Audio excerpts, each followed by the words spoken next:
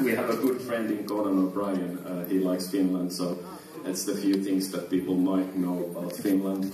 And my good friend Gonzalo Frasca yesterday was bragging about Uruguay's success in football, which is great. We are not quite as good in football. So in the FIFA rankings, we are here at 78. And we've been going down like 6 spots lately. But we're rebuilding a young team. We're getting there. But there's another sport we are pretty good at. And that's ice hockey. So this is the same ranking with the same body of official body. So IIHF.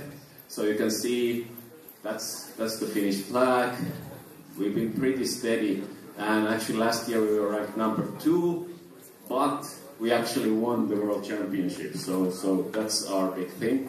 And if you see the team that we beat in the final, there in the background, that's of course Sweden, and that's a big thing for us to beat Sweden as it is for you guys to beat Argentina and so on. And Conan O'Brien approves, so that's the thing. Okay, enough about Finland. It's far away, it's cold and stuff. So we are here to talk about social games. And so before we go into that, a few words about my background. So I've been doing quite a lot of things in game development. So I started as a, some people here in the audience might know my academic work. So I used to work on a PhD for a long time. Actually, there wasn't, I didn't really work full time on my PhD. At any point, I was always working on it beside other jobs. But so here, this was the outcome finally in 2008. Games Without Frontiers. It's a work about sort of theory of games, ludology, if you will, game design, psychology, emotions, stuff like that. But all the time I've been developing games, whether it's been mobile games, like basically advert games for new media that I did like 10 years ago. I've done online gambling for quite a few years in a producer, manager, the designer role. And now for the last 3 years or so I've been working with sort of social games. And so in my daily life, at least when it comes to job, the sort of relative importance is visualized here. So I do kind of like have pride about my academic work, but it doesn't really figure in a concrete way in my day-to-day game development job. So I went to Digital Chocolate. It's a company based in the US.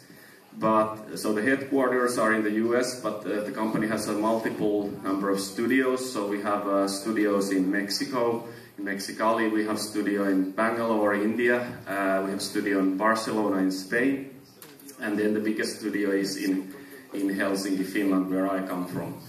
And so the company has a long background in mobile games, but then essentially the company made this so-called pivot to social games, so browser-based games in social networks, and where we come from, our main audience is in Europe and in the United States, so that largely means Facebook. So when I'm going to talk about social games today, it's more or less about Facebook, but then again I will be using and discussing more generic principles that apply to other social networks and the whole sort of games go social media in general, I believe. So I had my kind of like failures when I started in this business in social games. Safari Kingdom was the first game I worked on at Digital Chocolate. It was not, I'm still proud of it. It was a nice, very cute animal farming game, but we didn't succeed because for instance, we failed at how the virtual economy of the game should be built and designed. So, but as many times the thing is, you learn more about your failures than your successes, and so as a company, as a studio, we took those learnings, and after that we have had more success. We have Zombie Lane, which is our studio's most successful game. It peaked at 1.2 million daily active users. And then Army Attack is another moderate success. We still have like 300,000 daily active players, and we peaked at like 500,000. So we're doing pretty well, and new games are coming out very soon. But anyhow, so social games has been kind of like a buzzword. There's lots of companies going in, trying to be successful at the space. Of course, Zynga is the biggest company.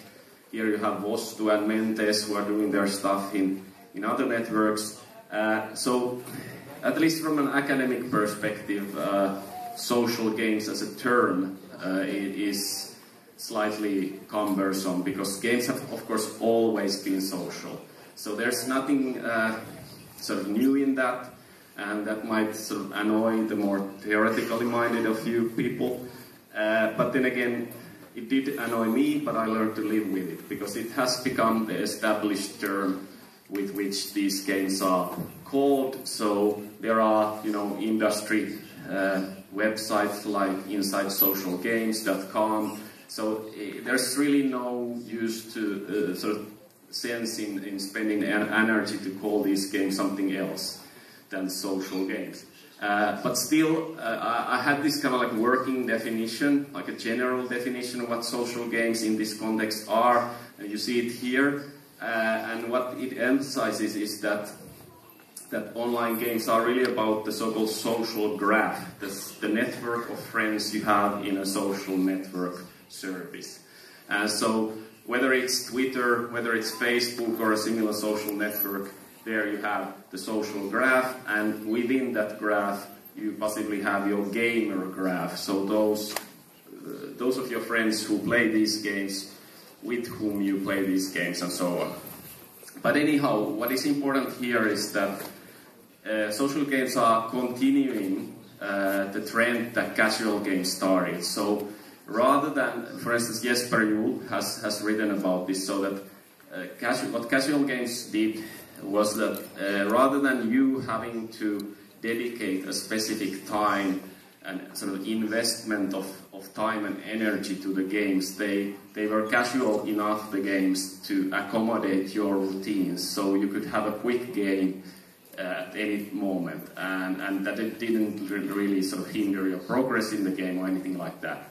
So social games in social networks have taken this into the extreme. So they really are built for very short play sessions. They are built for playing the game within that 15 minutes that Facebook, for instance, tries to get people to do, like checking their friends' photos, checking their status updates, whatever is going on in the social network.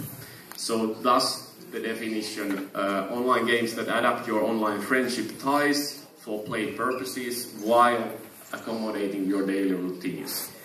Now, this is very much working definition, and we'll see sort of stuff that means that it doesn't necessarily apply that well. But anyhow, the sort of high-level point I want to make is that when you start designing games for these kinds of platforms or services like social networks, the gameplay that goes on in this so-called canvas here, it's just sort of a drop in the ocean when it comes to social exchanges and activity in the social network. So when you are a designer, a developer thinking about creating a social game, you need to also take into account the context where the gameplay happens, and that's the other ways how people interact in the social network. And I'll be elaborating what that means in practice. So I will be using this kind of case study here. So this is Army Attack, a game, a product that I'm actually leading at the moment. It's in production, been there for almost 6 months, and as I said, still doing pretty fine. And I'll use it as a kind of case study to make a number of points. So, and the other game here that served as an inspiration for Army Attack probably most of you know, Advance Wars by Nintendo, very successful on the handheld Nintendo consoles some years back. A great game. So essentially what we were faced as a task was that how to take that game, Advance Wars, and transform it into a success in a completely different game platform, which was Facebook. And now actually we're working on also launching it on iOS, like iPhone and iPad. So what I'm going to build here is a number of sort of juxtapositions, sort of a contrast, what I dubbed as the traditional game design, how games used to be designed, and how they need to be designed, i.e. the new kind of game design that you need to learn in order to be successful in social networks. And this is of course slightly sort of artificial juxtaposition and division, because there are people working in both, who have experience from both spaces and going back and forth. So for instance, regarding game designers, it becomes hard to spot the differences. So here you have John Romero, who used to do really hardcore AAA games like Doom and Quake and so forth, but now he's working in social games. And he had this famous advertising quote that he's gonna make everybody his bitches, and now he's working with social games in Facebook, so he's basically trying to make all of us his friends. So things have changed. And so this guy here, he's one of my designers, because in the studio I supervise game designers. He's Christos, he's a young and up-and-coming, really talented guy. So really, there's not that much differences between the designers wherever they come from. And best game designers don't really care about the platform anyhow. They are generally passionate and interested about games, and then they want to learn new platforms and how to succeed in those. So this has been the biggest compliment in a way that we've observed developing Army Attack, that Ken Levine, the designer of BioShock and other great games, has been playing our game, and that's been a great motivation for the team. But of course, also testifies that my point here, that the best designers are looking into different platforms, and they are not overlooking or sort of dismissing any platform. So of course, social games have gotten quite a lot of rap of this, that they're not real games and whatever. I don't really care. They're games, they're a business, and many of the laws of game design still apply. So, so if designers, that was like the cast of characters in terms of game designers, there's also other people that figure in this cast of characters. So these kinds of guys, that's not me, by the way. So at least in Scandinavia, where I've worked in, the product managers look like this guy. So they are more or less like hipsters from Brooklyn, New York City or something like that. And what they do is that they manage the product. Their responsibility is to look at the metrics, the analytics, make interpretations that inform our decisions of what kinds of updates, what kinds of new features we put into the game.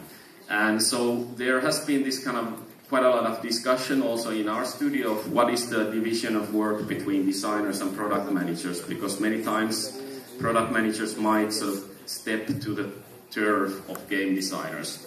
And I've had this kind of like a metaphor of how to deal with this thing, is that I try to dub them with a lot of sort of cool names. So for me, game designers are magicians.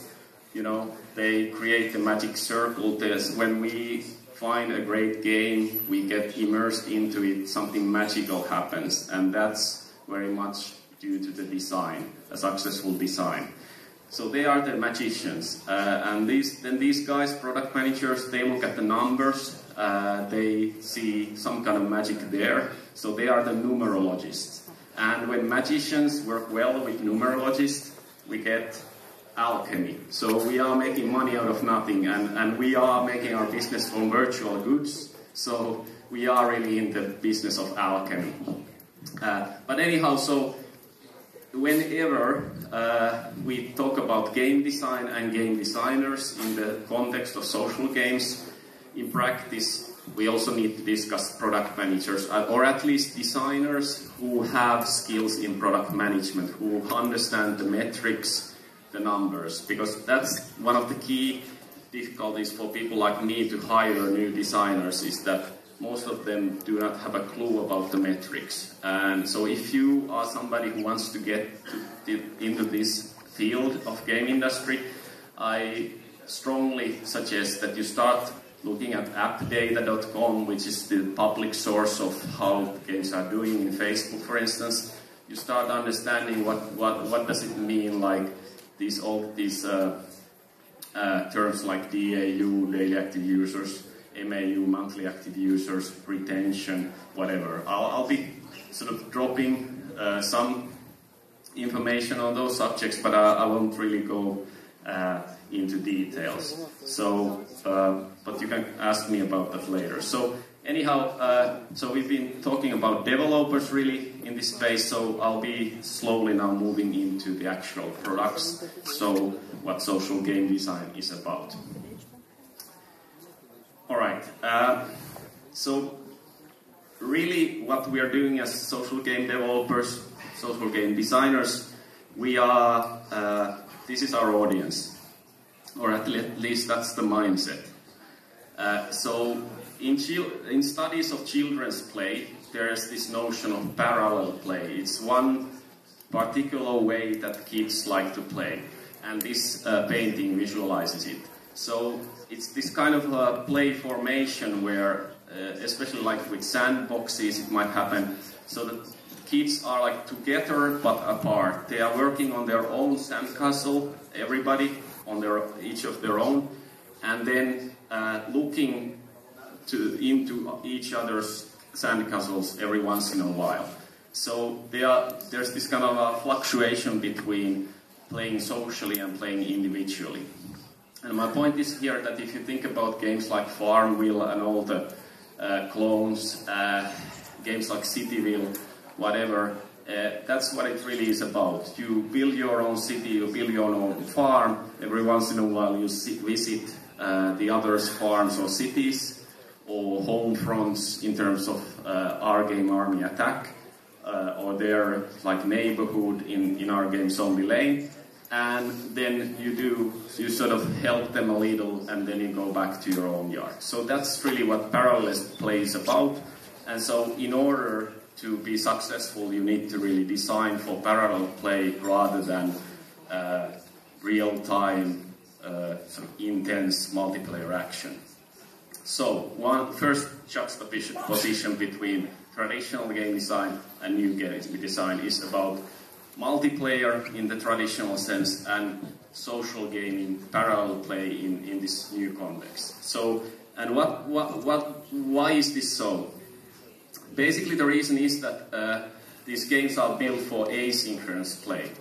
So, I referred earlier to the very casual nature of these games, and what that means is that we have to accommodate that in a way that we can't demand our players to be there real time at the same time playing with each other. So that means that you have to design the game in a way that players that are asynchronously apart, so I might play the game in the morning and you might play it during the noon, but still we are playing somehow interacting. So there's this asynchronous kind of interaction.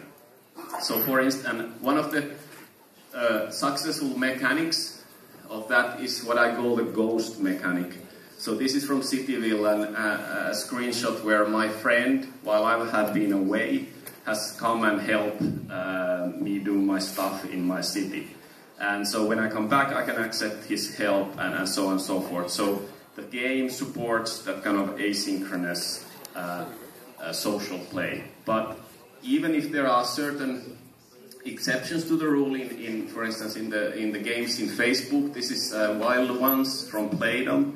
It's been pretty successful. It's essentially a clone of Worms, the game, the PC game, which has a very successful franchise, but still that caters to a very specific crowd. So as a developer, if you want to make sort of real social games where note that is irony, real, so where people are at the same space at the same time doing something, as happens with most of the sort of real console games, whatever, Call of Duty, Modern Warfare, what have you, then you are starting to shape your audience. You cannot expect to get like millions and millions of players like the Zyngas of the world. But then again, you might get players who are more dedicated, more loyal to your game, and spend more time with the game. But still, it's sort of a trade-off between the millions and then maybe the tens or hundreds of thousands. Alright, let's move on. Another thing, the juxtaposition between the traditional and the new is related to level versus quest design.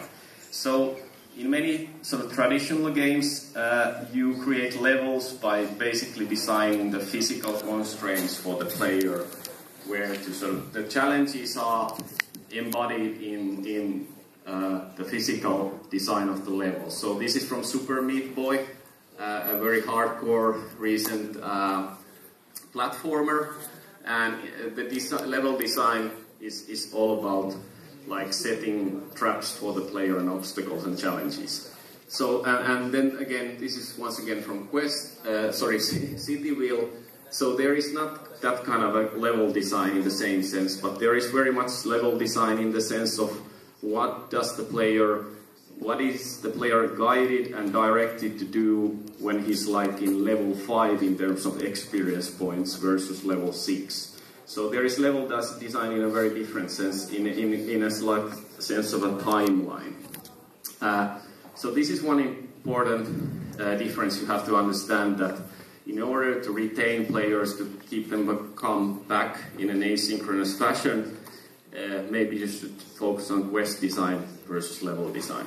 But still, of course, this space is changing very fast. So if you look at the latest games like this Adventure World from Zynga, it's very much a game where level design is there once again. So this is one of the areas in this like Indiana Jones branded game, and so it's really seems that actually level design might be prevailing in the end, that we are back to the sort of old truths of game design in that sense.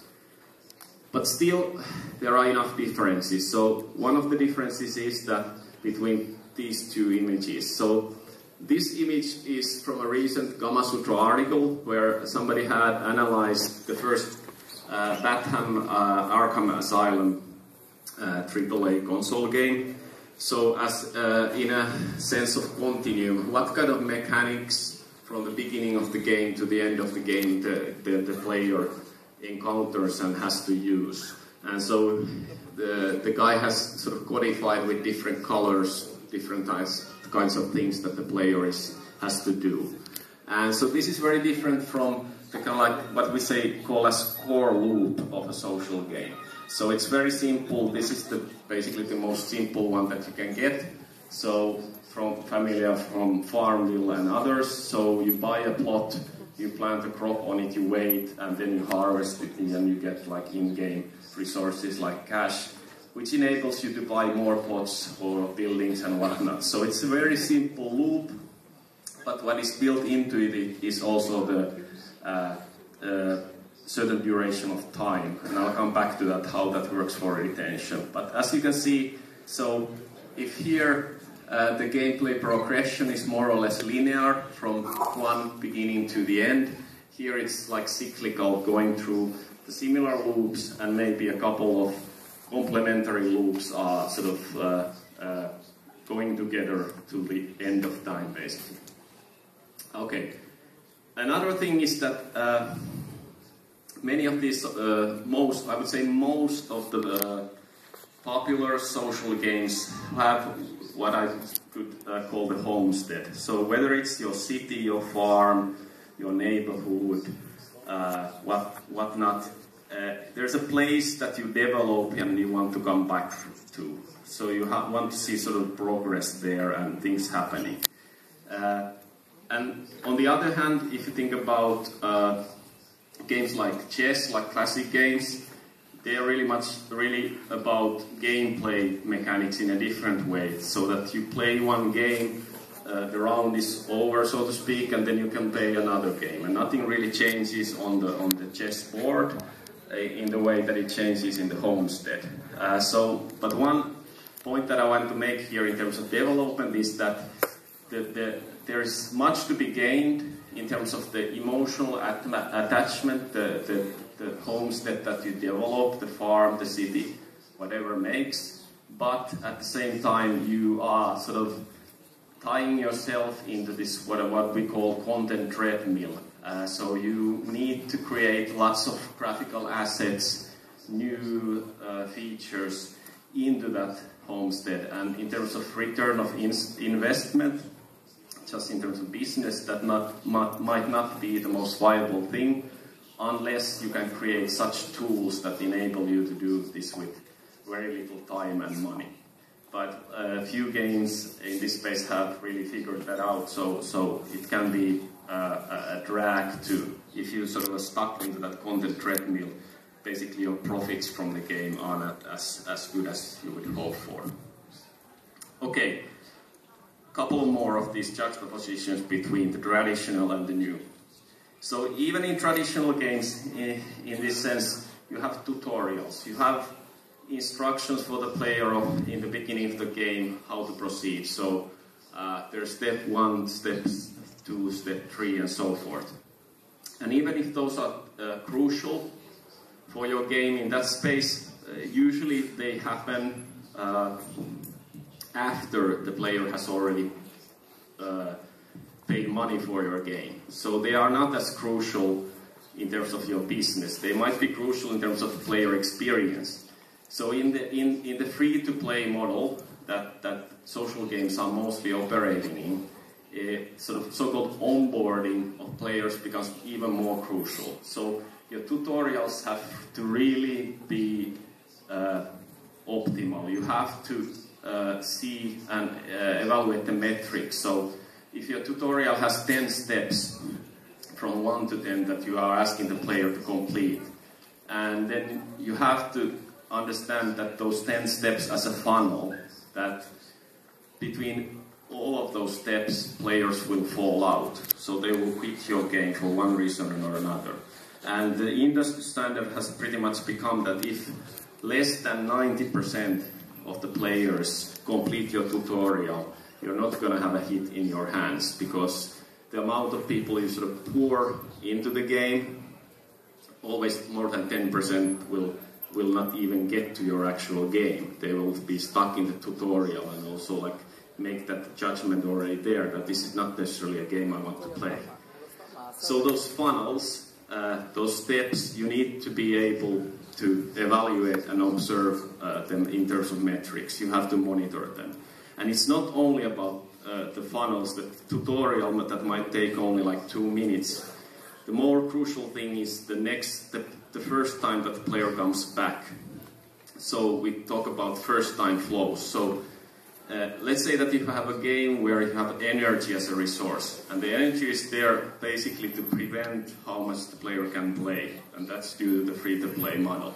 So you have to design your first time flow in a way that when the energy runs out from the player, there's something there ongoing that the player wants to come back even after 5 minutes when he gets the next unit of energy, so he's able to do something again. So that is fundamentally what retention is about, and I'll be talking about that a bit more in detail later. The final thing in this section, so how the game developers get feedback in the traditional industry versus this new one is radically different. So in the traditional model, for instance, we used to develop mobile games for the lower end handsets, and there are lots of sites in the internet who are reviewing games. So obviously we saw that, okay, our game got a review score of sort of 80 out of 100 or something like that. But that was like one reviewer's opinion, and of course then we got some figures that, okay, how much did the game sell and how does that work out? But now developers, any person in our team, we try to keep informed of the sort of high general rough numbers, how is the game doing, and that's a daily process. So, and it's very useful also in the sense that people tend to have like sort of intuitive reactions that, okay, some things don't work, that, okay, a graphic designer might say that, hey, we should take that link out from the banner on top of the game because nobody clicks that. But what you should presume is that you should track everything. And then when you track everything, that means that you can tell that graphic designer that, okay, well, you think that nobody clicks it, but actually, 100,000 players a day click that link. So maybe we shouldn't remove that. So metrics are good in that sense that they can validate design decisions. They don't design the game for you, and they do not guarantee a good game, but they are there to optimize stuff. And the same goes what I just said about the funnels and first-time flows. You have to track how players get through your first-time flow, your tutorial, and then you have to change it. If there's big drops at some point, then you can identify where the game is flawed, and you can do something about that. Okay, so this is basically was the sort of part where I was looking at the similarities and differences. So now I'm ready to move on to the what is really new about this line of business in terms of social games. So it really comes down to this. So the fact that these games are free to play and that they are all operated in a service model. So software as service you might have heard of. So this is basically software as service. We put the game out, we deploy new features, update fixes week by week, and the game evolves based on that. So the game we put out like a few months ago is almost unrecognizable from the game, all the features that are there right now. And the development of those features is strongly informed by metrics. Of course, there is still room for creativity, good ideas, but those good ideas are evaluated in terms of how they affect the metrics, or at least chosen from the backlog, so to speak. And it's not really, my talk is titled The New Horizons of Game Design. It's not really a horizon anymore, somewhere afar. It's here and now, so if you want to be successful in this space, you need to learn what the free-to-play model and the service model in terms of development means. So, as said, the service deployment, you can't just put the game out there and hope it does well. You need to monitor it, you need to have resources to make weekly, bi-weekly updates. So in a sense, once you get the game out, that's when the real development starts. So that is certainly very different to what game development used to be. Another thing more on the design aspects is that Facebook games, especially I would say here Facebook games, the most popular Facebook games have set new standards for user interface accessibility. So that's a sort of a result of the very casual nature of these games. So I have a couple of examples here. This is from Sims Social, which has been immensely popular lately. And so, if you know how The Sims was played, you have the Sims, the characters, and then you basically direct them to do different things. And then there are different attributes that those tasks that you assign to them affect. Now, in The Sims Social, what they've done really well is to sort of create UIs that make this even more accessible and easy. So you have, I want to direct your attention to this part here in the UI. So this shows which of the attributes of the Sims are like going towards red or are yellow or are on the green, which is a good thing. So if you see that something is here red, that's red. It doesn't really show well here in the board, but still. So then you can, instead of using the age-old Sims mechanic of sort of targeting the sim and choosing what to do, you can just click this endlessly, and the scenes will start doing things that improve that attribute. So that is a UI shortcut that they have introduced, and that is very much in line what kinds of UI techniques you have to come up with the Facebook social network game audience. Another example is from Adventure World by Zynga. So this is a quest screen. They explain that, okay, you have to do a certain quest, and it's related to a certain building in the game. So what they have here is that they don't just go with the bare text, but they have actually a button. When you press that, it shows you which building they are talking about in the game field. So it's very convenient then to start completing that quest, because you are like one click more and you are there basically working towards completing that quest. And there are multiple other examples. So if you want to learn how to reach the masses, really how to appeal to the most casual players, these are the things that you should look into and execute. So in a sense, you can never think too casual. So I mean, even if your player screws up, burns the food, you need to provide beer to the player. So metaphorically speaking, you need to have always some positive rewards. So never think too casual. That's one of the key takeaways in this new space. Then a particular example from our game, Army Attack. So how many of you is familiar with fog of war, the concept? Okay, pretty many. So it's a very common convention used in strategy games where you basically there's a map or a field in your game, and there are enemies somewhere, but you use the so-called fog of war to mask where they actually are. And why it's being used many times is that it creates this sense of suspense and also sort of limits the information that the player has, so that they can feel that they make more sort of smarter strategic choices, or they are actually surprised by what comes from the fog of war. So when our designers were working on Army Attack, they thought, okay, this is a no-brainer. We have to include this in the game. It's according to the conventions.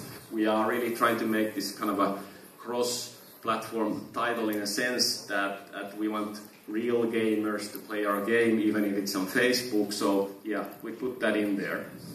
And it was there for a long time. But then another aspect of this social game development is that it's really, whereas fog of war can be seen as a sort of design pattern, you need to unlearn certain design patterns. And what we found was we started testing that, okay, let's remove the fog of war from 5% of players and see what happens. Does it affect their behavior in the game in any way? Because we track very detailed stuff. And what that actually meant was that the players who had fog of war removed, they were paying more for the game, and more of those players converted from free players into paying users. So as an end result, actually, like a couple of weeks after this, we removed the fog of war from the game completely. So and that has improved our metrics. So this is once again an example where you can't think too casual. You have to unlearn some of the design patterns you've sort of come to see as sure shots from the traditional game industry and game design. All right. Then about certain things that are particular to the free-to-play market. So retention is the key word. So there's this like a ladder of how you get people into your game or into any online service. First thing is acquisition. So you need to find players or customers that come to your service or your game. And that's something that game design can't really affect. It's more of a marketing and distribution issue. But after that comes retention. So once you've acquired those players, how do you make them come back? How do you engage them into your game or service? And then after that comes monetization. So a small percentage of those players you manage to retain, you are able to monetize those. They start paying for your game actually.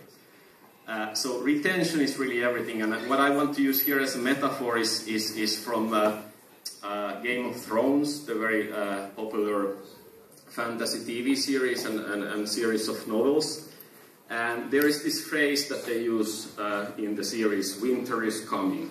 There's this one character in the first season of the series which keeps saying this all the time. It's this dramatic sentence, winter is coming. And so it creates this sense of expectation. You don't really know what winter means in this sense, but it's something ominous, something worth waiting for, at least in terms of suspense and whatnot. So what I'm saying here is that if you are able to build the winter that is coming into your social game, then you are at the verge of building a great retention tool. So basically you have to outline the horizon of experience to the players, but in a way that fits the theme of your game, is interesting in like a narrative sense and gameplay wise. So as a metaphor, this kind of a horizon of what to expect really works for retention, because then the players have a clear horizon that, okay, if I play this game just a couple of days more, a couple of sessions more, then winter will come. And that's what we try to do. But this needs to be communicated to the player in a very crystal clear sense, and that's not, of course, always easy. You really have to try to come up with something as captivating as the winter is coming remark. All right. And then a couple of points still about metrics. As you see, I'm continuously referring to metrics, but that really is key in this area. So these are different retention metrics. This is kind of like the industry standard that you have to monitor day one metrics. That means that how many players are coming back after the first day that they install your game. Then you have to monitor day 7 metrics. How many players come back after a week? And then you have to monitor day 30 metrics, i.e. how many players come back after a month. And there's this rule of thumb, it's called the 40-20-10 rule. So if more than 40% of your players come back after the first day, so day 1 retention, if more than 20 out of those come back after a week, day 7 retention, and then if more than 10 of those players out of the 20% come back after a month, then you have a hit in your hands. And this is based on our experiences in Facebook and other companies' experiences as well. So if you have that kind of retention going on, and you operate the game for months and months, you are pretty steady to get like over 1 million, at least over 1 million daily users. And that's, by today's standards, that's considered a hit game. You get basically to the top 20 games in Facebook, and you are bound to also make money if you have designed your game right. So day 1, day 7, day 30 retention metrics are key. But of course this doesn't happen if your game is not fun. So I was referring to the core loops, the simple things that you make players do again and again. You have to build that retention into the core loops. You have to have something there that keeps them coming back. And that doesn't mean that you only have this one very simple core loop. You can have multiple loops, but then you have to be very careful how they connect into each other, how they overlap, for instance. And then we get to the money part. So it's really, as I said just before, it's really about virtual goods and how to design scarcity via functional items. So what we've learned is that you can have just purely decorational virtual items in the game, and you probably should, based on the theme of the game. But what really retains players is when they get functional items to their homestead, whether it's kind of like, let's say a tool that harvests your crops automatically. That's a functional item. It's more than a decoration. So that once you've invested in that kind of a tool, then you feel the need that, okay, I bought that thing, I should go back and play the game. So that works for retention as well. But in my experience, this is this is the part where, like, the expertise of people who know about product management, who know about economics, comes in, and most game designers don't necessarily have that experience. It's not to say that the game designers will learn that, they should. I'm trying to, for instance, make them learn that in our company, and they are learning it, but it's something that seldomly is taught at schools, for instance. So if you are people here who are operating game design curriculums like courses, then giving a lecture or two, exercise or two about virtual economies, virtual goods, and free-to-play model wouldn't hurt in this line of business nowadays. And then another part that sort of traditional game designers might shy away from is the virality, but that is also crucial in terms of retention. It used to be more important in terms of acquisition, so people inviting others to the game, and that's still important. But what we found out that it really works for retention, so that you need to create viral mechanics that motivate your players to send gifts day in, day out, and when those gifts arrive at the other friends' inboxes or whatever, then they feel the need to come back to the game. So you basically keep them in the game, you retain them in the game, and eventually they might actually convert into paying users. So actually what I'm saying here is there's a lot of talk about, okay, social games are not really social, they are not truly social. What these people that give these arguments often don't understand that virals are social as well. And they actually, those sub-economies that you build into the viral loops of a game might be more important, at least currently, than some truly social mechanics. Like I was referring to the real-time social play and whatnot. So you need to understand this part as well. And it really comes down to sort of how do you catch the player's attention. So this is for instance, from my Facebook feed. And there's multiple things there going on all the time. So you have to have something that catches your attention for me to come back to your game. And this is an example of, you could say, a provocative viral where you sort of just like see that and you starting, what the hell is that about? Like dirty magazines, what is Facebook, and so on and so forth. So you need to pay attention to that, and that is social design, whether you like it or not. All right, then in a way, game design has always been about persuasion. So as a game designer, what you're really doing, you are creating a set of rules, you are creating a set of game mechanics, and you're creating means to persuade your player to engage with those rules and mechanics. Because they don't really need to, but you try to create magic that persuades them to do that. And now, this is even more sort of concrete on your face, so to speak, in Facebook. So, I mean, you might be like this, retain this like highbrow attitude that, okay, our social game won't have these annoying pop-ups that try to get people to pay or send virals or whatnot. Okay, fine, do that, but let me tell you, we won't be very successful. In the end, this is not charity, it's free to play. I mean, these players get to play for free, so as a developer, as I at least see it, you have the right to annoy them every once in a while. And that is really working for us as well. I mean, it's not really about annoying them, it's really trying to make business and trying to keep on producing that game that we love as a team, for instance. So our game Army Attack, which we dearly love, for instance, has annoying pop-ups because most of our players, 98% of our players are free players. So we will annoy them once in a while because they could switch to another game any second. They have no loyalty to us, but so we have the right to annoy them, believe me. And this is because of this. So I return to this picture.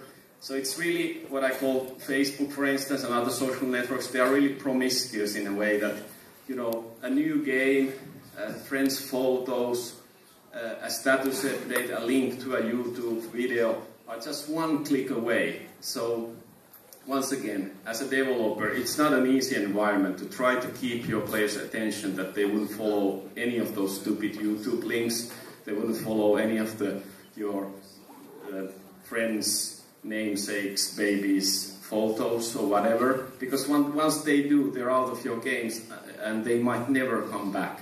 So you will always lose players all the time. So this is really what sort of affects many design decisions. So, for instance, you have to have what we call appointment mechanics. So this has to do what I've been referring to already earlier, that you have to have something to wait for. And so that's why many of these games have like these time-based mechanics that, okay, you put crops to grow and in 4 hours, when you're back, they have grown and you can harvest them. And this comes down to really how these games can make money. So time is money, and using money enables convenience in these games. So if you don't want to wait for that 4 hours or even more, we always provide you an option to pay. So you will, in our games, let's say in Facebook, you will see the possibility to use Facebook credits to instantly build something, for instance, that would take either time or sending viral requests. So this kind of a so-called crew mechanics is widely used nowadays, that in order to finish a building, you have to send in requests to, let's say, 3 of your friends. If you feel that that's awkward, you don't want to do that, then you can pay. So we are essentially sort of building problems to the players in that sense, and then we are selling them the solution. So that is the reality of the social games business in the free-to-play model. Otherwise, we wouldn't get any money. This would be charity, basically. Okay, so there's been quite a lot of information here. I realize that. And even if you manage to soak it in, you might now think that, okay, now I have all these bases covered. Now it's all about execution. Let's go and do it. Let's make $1 million. I'm afraid it's not quite as simple. And it's really about the details. So I see examples of this like every week, I would say. So, like promising products with good potential that fail in one of these aspects, whether it's the tutorial, whether it's the first-time flow, whether it's the viral requests, whether it's the how to monetize.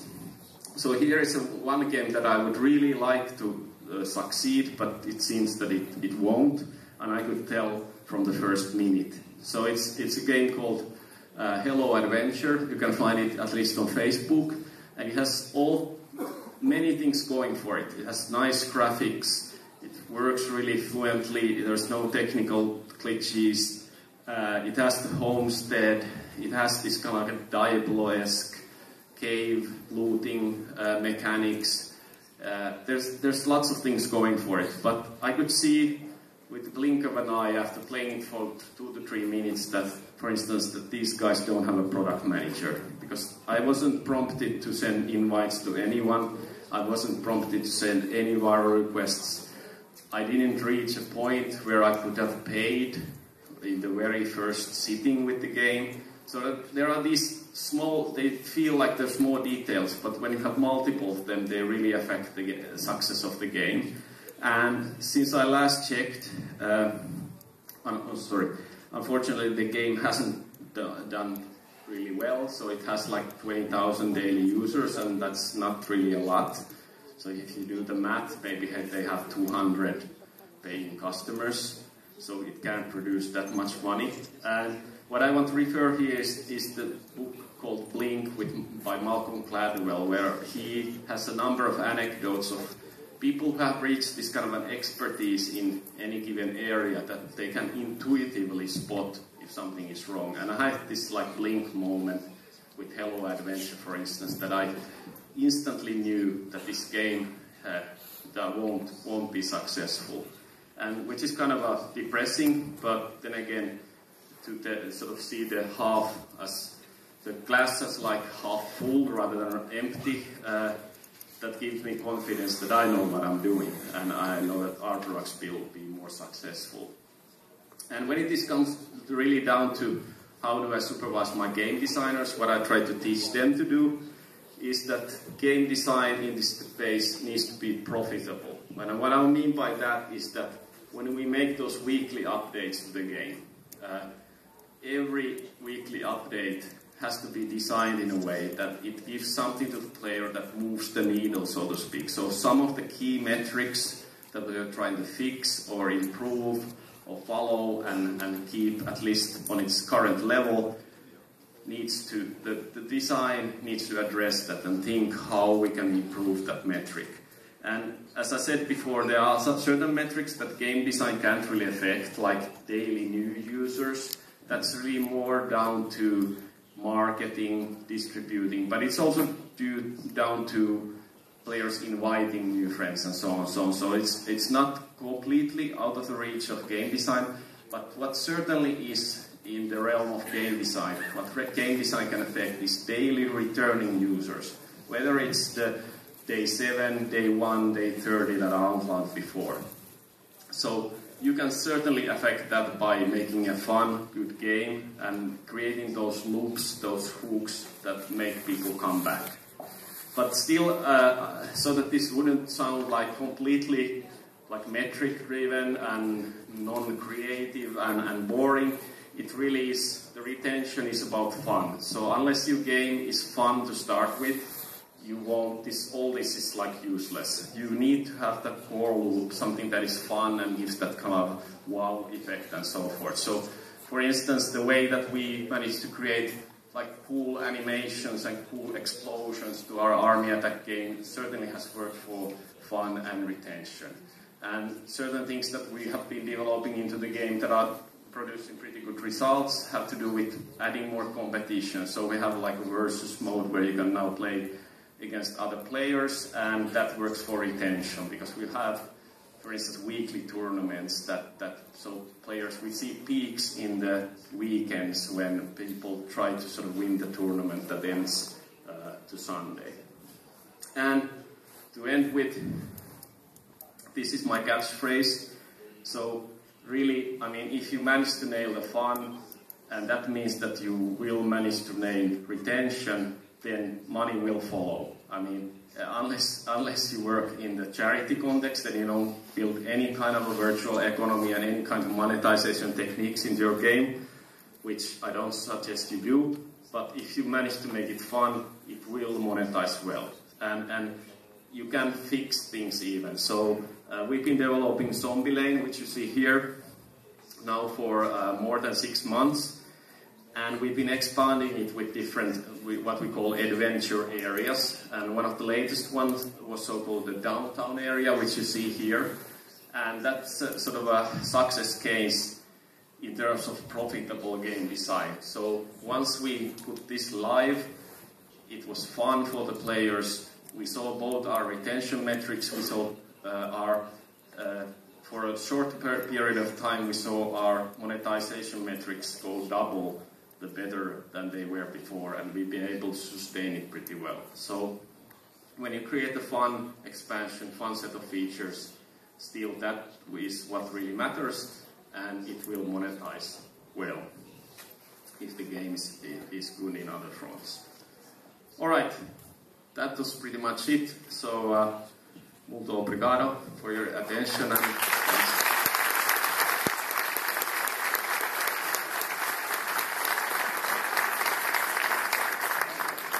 preguntas. Yo hablo un poco español.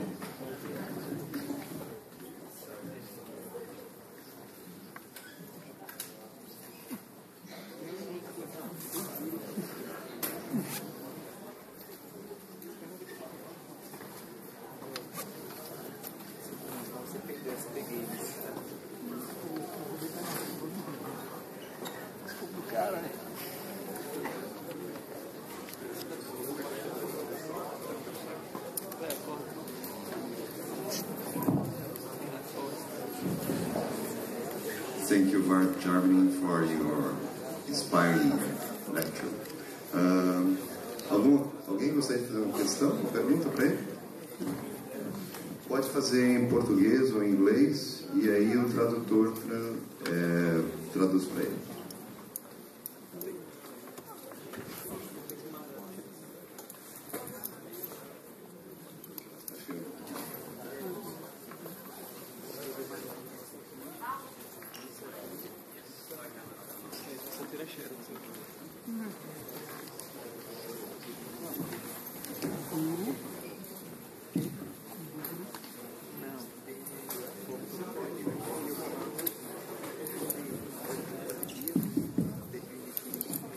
bom dia, tudo bem? Na verdade não seria uma pergunta, queria ouvir um pouco sobre as considerações sobre fenômenos financeiros e a influência no design dos jogos.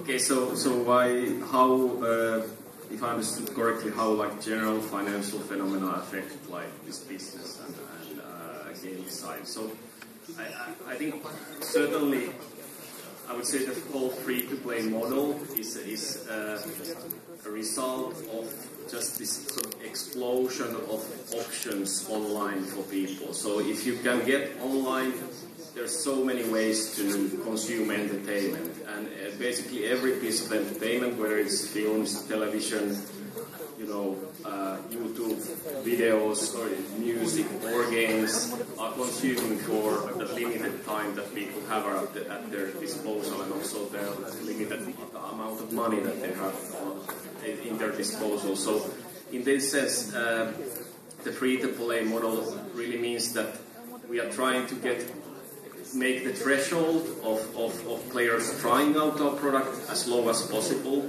and many of the things that I talked about, tutorials and how to sort of onboard players have to do with that, so that at least our products throughout this competition would have a chance to be chosen by the player as the thing that they use their time and money towards. So I think in general that the whole explosion of things that you can access online in terms of entertainment, and the whole sort of change of the media entertainment industry in that sense has affected how these games are designed.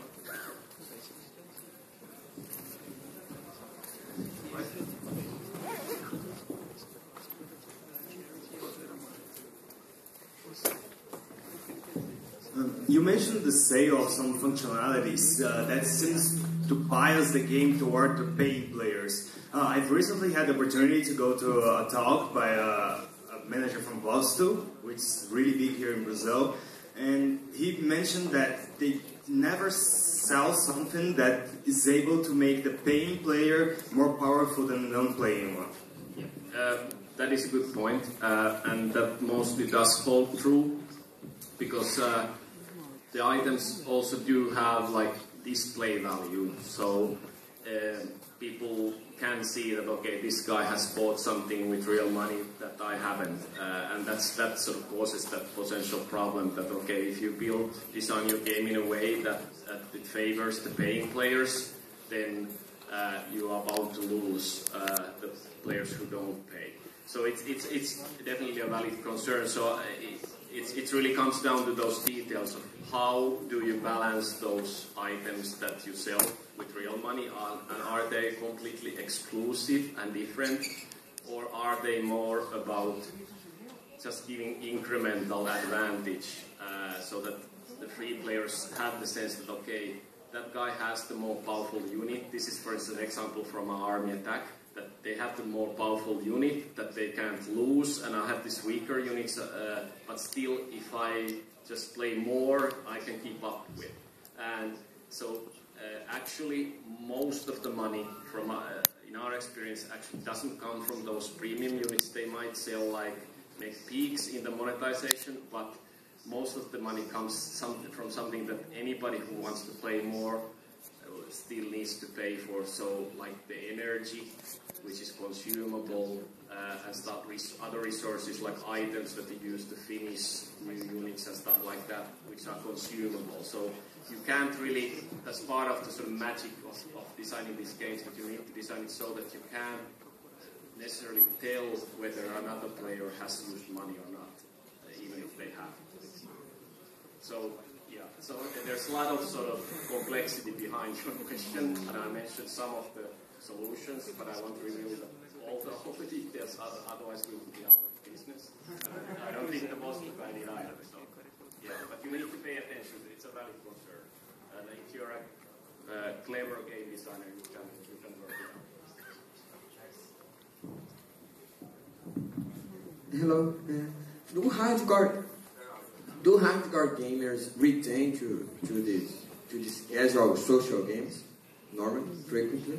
Well, that's hard to say in a sense that we don't really have means to identify who is a hardcore player. You know, we see players through the empirical data that we get. So of course we know, if we want to know sort of who has like the most units and who is highest in our game, we can find that out. But those are always individual exceptions, really. So, and we don't really know, are there, you know, is this the first game they've ever played, or is this like just like the millions games they've ever played? So, but certainly what we've seen in the business as a whole is that the more competitive games seem to appeal for what you could say hardcore players, so that there are success stories of sort of taking players who maybe people like me who have grown up gaming but now have a family and less time, and they still want to experience something more competitive and more sort of